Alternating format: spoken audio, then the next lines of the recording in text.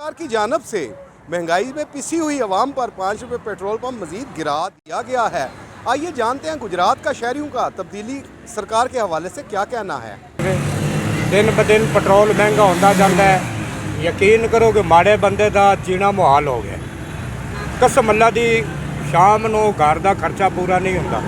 Petrol बल्कि थोड़ा सा सस्ता हो जाए, उसके बाद हम सारा दिन इतना बचे देख ले हमारे, तो इतना हमारा कमाई नहीं है कि हम इतना पेट्रोल डाल के और उसके बाद अपना मेहनत करें। बात ठीक नहीं है। हाँ साहब को चाहिए कि वहाँ पे ना गौर करें। देखो ना जी, हूँ पवा के आए हैं, रात का 5 रुपये ना लीटर कर छड़िया है। तो खान साहब ने वोट दिता आ इस गल कि कोई जिंदगी च सुकून आवेगा, लेकिन ये भी चोरों के नाल चोर ही बन गए है। इनू ना पता लगता गरीब आवाम कित्थे जा रही है, महंगाई च पिस गई है। हर शै आटा दालां घ्यो हर शै ने महंगी करके रख छड़ी है।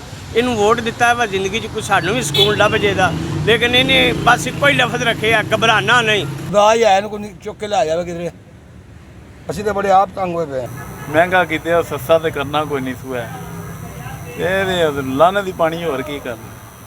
कि अवाम का ये कहना है कि हुकूमत ने पेट्रोल पंप गिराकर महंगाई की चक्की में पिसी हुई अवाम पर मजीद महंगाई का बोझ लाद दिया है। कैमरा टीम के साथ सैयद आबिद अली, रोज़ न्यूज़ गुजरात।